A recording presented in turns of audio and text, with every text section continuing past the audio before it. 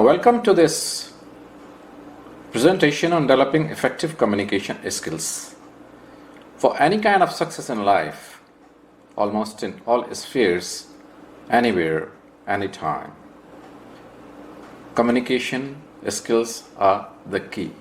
If you have good communication skills, effective communication skills, you can do wonders in your job, in your routine works, in your relationships, in your societal obligations, and in general in almost everything that you are doing around you. Now we'll be having a modular approach on how to develop these communication skills, and these are very basics actually. What we are dealing at the moment is on very small fundamentals that are essential for each one of us, each one of you, and especially those who are entering into life or in the work field, even entering into education, entering into relationships, entering into future careers, and even in your adulthood and old age.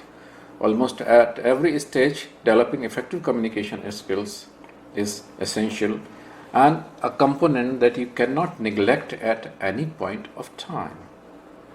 Now, this module will be broken into four basic things.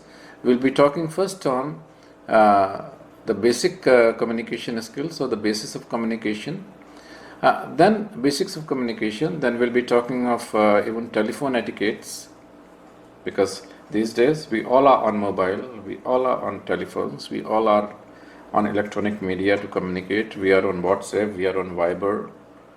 Almost every other day the interviews are taking place on telephones today. We are on teleconferencing and so on. The third most important module in this is listening.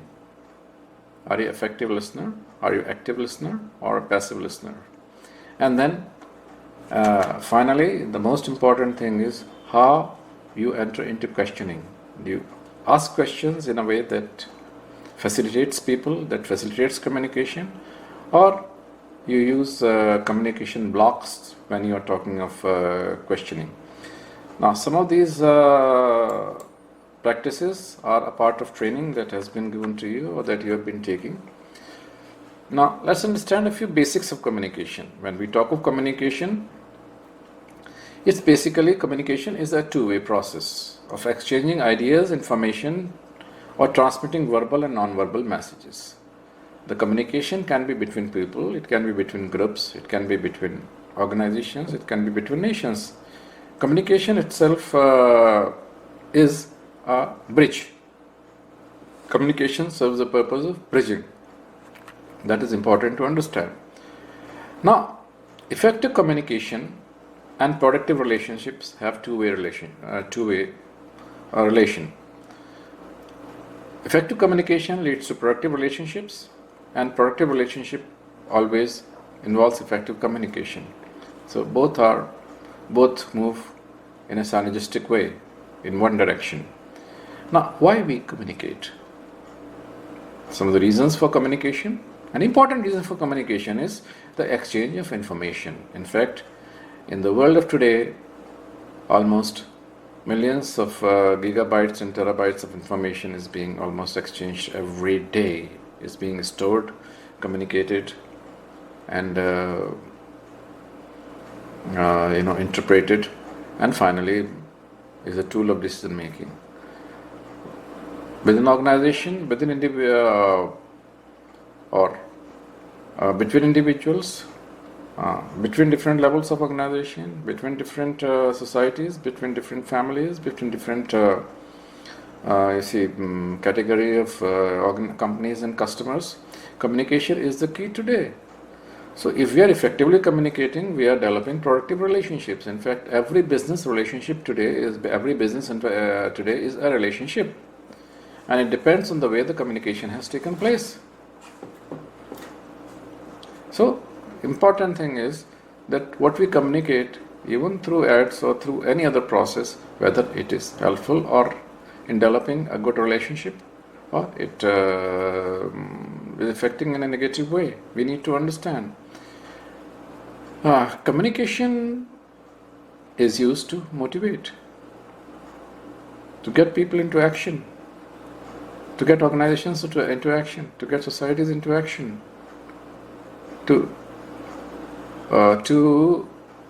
make a person think in a particular way, to make a person act in a particular way, to bring results to action, to put a team into action mode. For task force, for project management forces, it's important to motivate people. Communication used to appreciate, to praise. One of the important functions of communication is feedback. See, whatever has been done, whatever has been said, how it is understood, how it has been achieved, all those feedbacks are necessary for communication almost always. Communication is important to sell. In fact, each one of us is selling ourselves day in and day out. Unless I tell people about myself, they'll not be able to know what exactly I am, what I am doing, what I can do effectively, how I find my place in the marketing culture of today. So communication used for selling. See, communication is used for greeting, for exchanging good feelings, for exchanging niceties, and then the list is almost very long to be exhaustive. So communication is used in many ways, but purpose is developing productive relationships, good relationship, effective relationships, and productive relationships.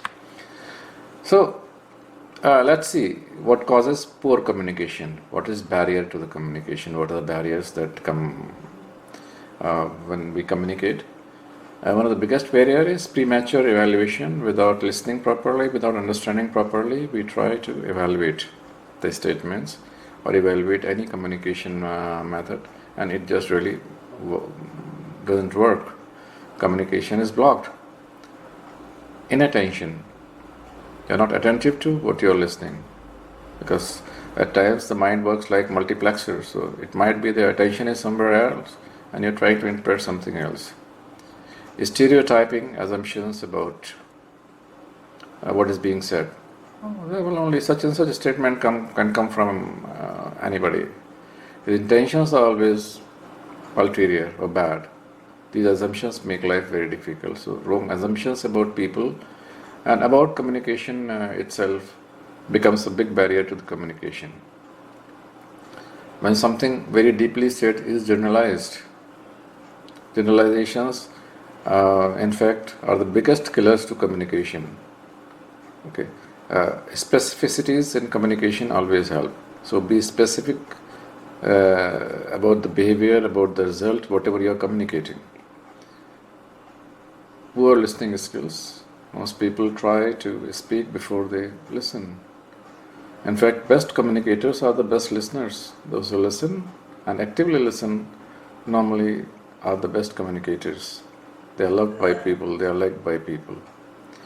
At times, selective listening, because you have certain filters in your mind which work beforehand to filter the information, and they really work negatively towards understanding what is being said, understanding the situation. Now fixed ideas where you're already predisposed to think in a particular way and you don't understand what's being said is one reason why communication at times breaks down, especially between nations. You see, with the different political systems, it's very difficult to communicate in a very faithful manner. And at times you ignore the information which is contrary to your belief systems because you don't want to understand it. You see, many people in our communities around don't believe in scientific theories. What to say of just another belief? So, because we don't want to accept that information, we are already blocked about new information or latest information or new things. At times, disturbance within the receiver, disturbance within the person who is listening to. There's a lot of noise inside and disturbance outside. all those things don't make you understand the standpoint or viewpoint of somebody else.